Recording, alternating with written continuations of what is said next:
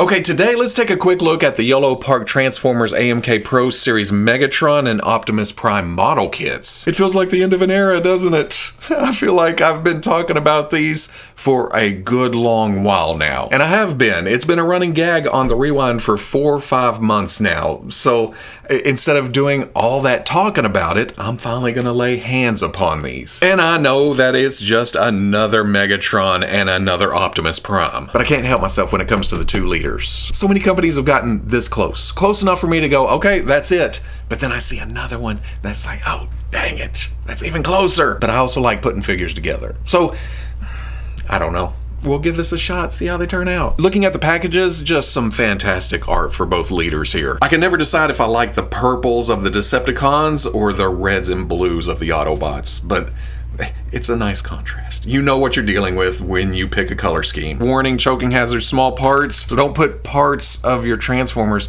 in your mouth because you'll need that to complete the robot itself. You don't want to lose that. Or wait on it, I guess. You'd have to wait a little bit. But same words on the side, just different order. On the back, some graphics, some loadouts, some parts, some pieces, some warnings, barcodes, logos, everything you need on an action figure package. What was I just saying about the logos? It's hard to choose which one I like better. It is odd that Megatron gets a Decepticon symbol on the top and Optimus gets a 40 years logo. That's not fair. Flip that around, on the bottom of Megatron, there's a follow us at Yolopark, and Optimus gets a Transformers logo, all fancy and stylized. Oh, that's shaky.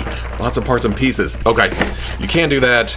And then there's another graphic for Megatron under there, all, ooh, holography. Fancy. Then the rest is just Decepticon logos around it. After that, you are met with this. There's another tray underneath with the accessories and other parts and pieces. And like I've said several times in the Rewind, this is a model kit in the broadest sense. You don't have to put each part and piece together. It's more of a build-a-figure type situation. Plug everything together, you end up with a robot. It does point out the light in the cannon, the stand, oh, and the battery insertion. Do I have any of these? And then how to hold the sword and the key and such.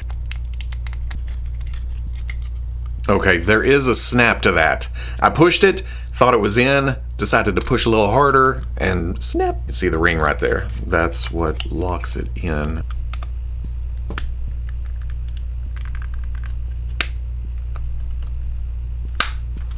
Getting the figure assembled, it is very, very Megatron-y. It has all the right angles to it, all the right proportions. It's probably the closest figure that I have to his cartoon look. I'm sure there may be other ones out there that's closer, but what I have on hand, what I've bought in the past, this takes the cake, I think. But it brings it slightly into the real world with some chipping to the paint and some wear and some tear. It looks like he's been through some wars, some battles. Yeah, that does stray away from the animation design a bit, but then you have the shapes that are very recognizable. That's one of the perks of not transforming. If this had changed into a tank or a gun, there would have been some concessions made, but didn't need to.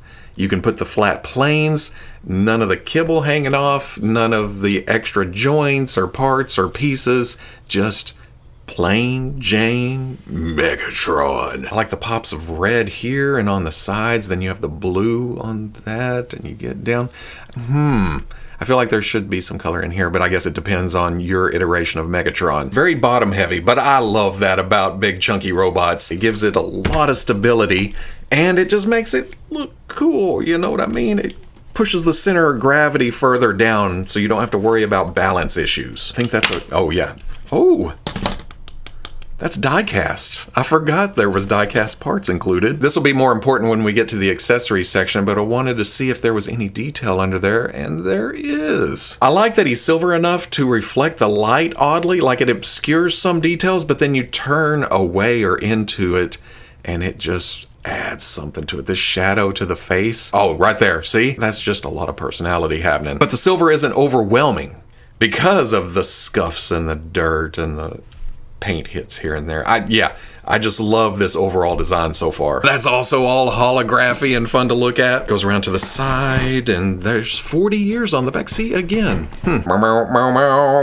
See what Optimus brings. Oh, wrong side. He was packaged upside down. I'd seen comments that Optimus was broken down into more parts than Megatron, and I thought, yeah, whatever, blah, blah, blah. But he is. It's a little more complicated, but not overly complicated when you really think about it. There's legs, there's arms, there's torso, there's head. Put them together and you get Optimus Prime. What's in the second tray? Again, accessories and stand. Okay, Optimus battery goes in his head, matrix goes in his chest, magnet in the gun to turn on the eyes. You got to put the flaps on. The arm bone's connected to the shoulder bone, the hand bone's connected to the arm bone, the axe bone, the gun bone, the gun bone. What I'm gonna attempt to do is just take it out piece by piece, part by part. Try not to mix stuff together. Again, I almost forgot die-cast pieces, but look at the shine on that thing. It's almost like Ultra Magnus coming back together in the movie. Remember that? Good grief, you even have to plug the toes on this time around. Plug it on. This guard right here, it needs to be on the outside of this in order for the foot to fully function. I had this side tucked under, and when I tried to push forward, I was like, man, that kills all foot. Just bring this down and out, and then zoop. There's a ball right there to plug the front flaps on, and it's kind of a bear to get in there. Get it into position. Oh, get away. And then pop it on.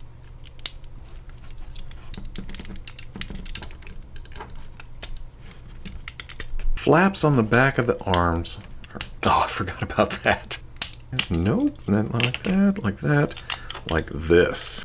If you angle in from the top and hit that peg right there, you can come in and squeeze it shut. There's also these pieces in the bottom tray that fit onto the back of the upper leg. And then there's these. It took me a minute to realize that the torso is gapped up unnaturally right there. So these apparently fit right here. Oh, yep. And while the legs are pointed out in the instructions, the torso itself isn't really explained. It's just put the matrix in, pop the arms in, and that's it. But I eventually got there. I figured it out. One more thing.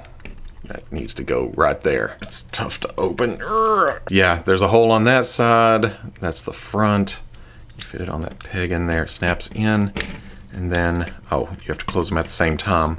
There we go. Okay, y'all weren't lying. There were more parts involved, more build. But I've also felt it's not a looseness. It feels like it takes a little bit more to make Optimus look good in neutral position than Megatron did. Especially down here. Again, oh man, he's got a nice, wide, big, heavy base. So there's no problem standing him up. But once I put that on, the feet became, I don't know, like trying to get him straight up and down, since I've already done it, of course, he's right there. But to lean him forward, it almost feels like the legs come up at the same time because of all the articulation. It's not that big a deal. It's just the difference I noticed between this figure and the Megatron. Otherwise, we have all the same beats. It's very, very, very, very, very G1, but it has a shiny metallic feel to it. And then just a little patina, some dirtiness, some scuffiness in places. It's especially apparent on the blue. See how the silver shines through on the edges? There's also some griminess to this. I will point out that this plastic part has a different sheen, a different metallicness than the die-cast part up here. Go from here to here, and it's not as noticeable. It seems to be just this right here. Like there was an extra layer of dirt applied or something. Then you have the silver on the toes, the silver on the legs. Look how reflective. It's essentially the same as Megatron, really. The gas tanks on the side of the leg, the grill. Oh, and it's got some dirtiness all up in there. The Autobot symbol on the left arm, the smokestacks. Just everything is in place. Almost looks like panel lining in places because of the wash applied. Then there's that head, that heroic look for Optimus Prime wearing that construction helmet and the speaker up on top, the points. There's a slight flex to him, but man, I do not want to get into them. I feel like they should turn, but I ain't pushing them. Oh, and the windshield is a blue translucent, so you can see the matrix in there and some of the innards. The yellow's nice and shiny on the shorts and the points. And then I think that's embedded translucent orange type plastic. Just an overall good looking figure. It's Optimus Prime. Look at it. A lot of classic with a little bit of new. I noticed in pictures that Megatron seemed to be bigger than Optimus, and I think that is still kind of true. He stands just ever so slightly taller, which we'll get to sizes here in a minute, but there's also a difference in the head sizes. Notice Megatron is a bigger dome. I was gonna say he has a larger helmet, and he does. He just looks more imposing, and maybe that makes Optimus kind of the underdog and makes him even more heroic somehow, just visually. The chests are pretty even when it comes to width, and because of the backpack here, Optimus is a little wider front to back. It's the shoulders, it's the limbs, but they still look like they could go toe to toe, and they will. Going over articulation, I'm probably gonna miss some stuff because there is so much going on here, but I'm gonna give it a shot. There's a ball joint at the neck that gives all kinds of movement, some tilt, some side to side, but then there's also a hinge at the bottom where the whole assembly comes up so he can look down just a bit more. Shoulder has a butterfly that pops out and goes forward. Pin rotates the arm all the way around, and then a hinge brings it up to there. Swivel at the bicep where it connected. Single hinge at the elbow, but watch this, it goes all the way up. But it's not really noticeable because of this piece right here. It goes inside of the forearm.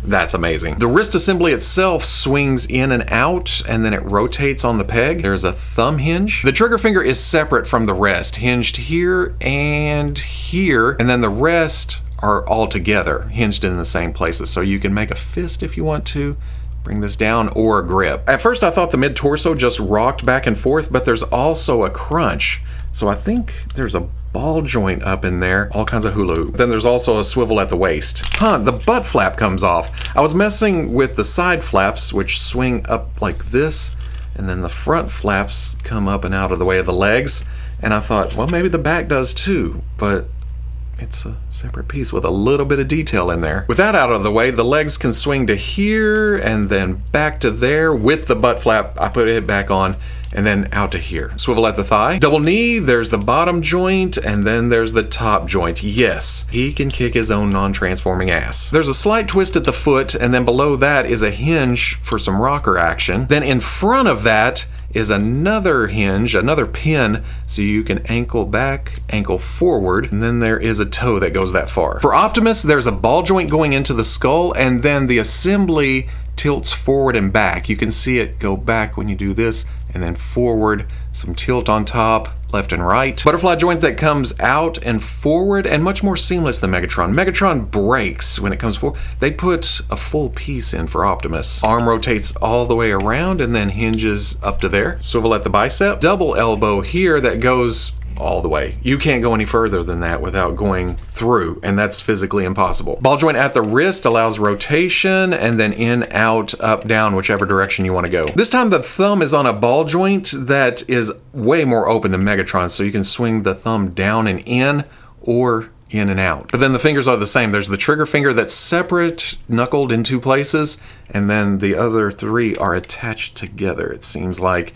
swings in, swings in. Like Megatron, Optimus swings side to side at the mid-torso, but there's also some crunch. It gets caught up a little bit more. I don't know if it's because of these pieces right here, but he's got some movement. He's got some posability because there's also rotation at the waist. The flaps, again, ball jointed here. The sides also swing up a little bit out of the way. Then, okay, this time the whole butt flap swings out like that. It's crazy the differences to some of the engineering between the two figures. You would think they'd be very, very similar, but there was changes made. Almost like, hey, we missed this on Megatron, let's do this on Optimus. That allows the legs to swing forward and back that far, and then out, not quite as far as Megatron, but pretty far. Swivel at the thigh. Oh, I forgot to point out, these also swing this way. Oh, well, you can pop it completely off if you want full movement, but pop it back on. I guess that would allow the leg to come up even further. Okay. Double knee, there's the bottom hinge, there is the top hinge. He can kick all the way up to his back. Little less movement to the ankles here because of the way the legs come down like this, but you can swing a little back, some forward. This is also articulated to get out of the way, so you can come this far. There is some tilt under there. And then the toe joint goes to right there. Let's try to bring that back, bring that out of the way. Okay, there is more movement if you can get this. Almost like he's stepping forward, but still not a huge amount. Back up. I was putting everything together and I just realized that there is a swing down to the hip to allow even more kick out. In fact, that's swung all the way down. Look how much height that adds. Then you take it, swing it back in, push it back in, way in. Going back to Megatron, he does not have those. It looks like it's just a swing forward and back on a pin. See, that just furthers my theory that Megatron was kind of a test drive. It was like, hey, let's try this. And then suggestions or improvement ideas came along and they were like, okay, we're going to add those to Optimus. Maybe that's why Optimus is more pieces. I feel like Megatron is the more stable, the more solid of the two figures. For accessories, they both come with this stand, and it's going to take me a minute to figure out how to put it. Oh, okay. The smaller peg goes into the smaller hole. It also took me a minute to realize where this nice looking Decepticon logo goes. It goes right there on that peg. Anyway, there is that. My favorite part of this is the symbol. It comes with the blaster and the fingers grip it really, really nice. There's also this laser saber for some sword fighting. Let's see how that fits into the grip hands. It's gonna hold for posing. And then there's the ball and chain, and what's cool about this is that it has some hinge points all through the bottom part, so you can get it around and everywhere without it being a bendy material. Plugs right into the socket. That looks real nice. There's the key to Vector Sigma. I think that's what this is. This is die-cast. It actually has some weight to it. There's a heft. Then there's parts and pieces to change his appearance. There is the wide open laughing head, and then just the scowl, which I don't really think is much different. I kind of like that more because of the extra detail, especially there on the chin. See how this one's kind of smooth?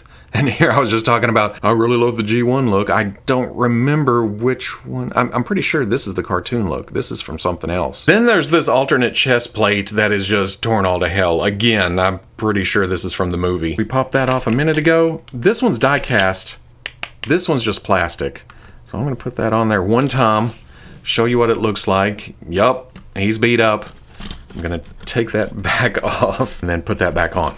And there's my Megatron from now on. There's the slot on the back for the barrel piece that we're used to seeing back here. And it's shaped perfectly rectangle. Yeah, I had to look at the instructions to see if it went this way, which I guess you can do if you don't want it as visible from the front, but they show it as going this way, where it sticks up more. Then there's his arm cannon, which is very, very necessary for the overall Megatron look. There's of course a slot on the right arm, but there's also one on the left. I don't know if that's a manufacturing thing or some Megatron appearance I'm unfamiliar with, but for me, the arm cannon goes on the right arm, and ooh, that is tight to get on there, which is good because of the way it sticks out there and the way you wait a second, what's going on here? Why is it floppy? Oh, it's that battery compartment. That screw's loose. There is Megatron complete. Oh, so intimidating. Optimus comes with the exact same stand, except there's of course an Autobot symbol. And what's neat about these is there's this right here that you can lock them together, and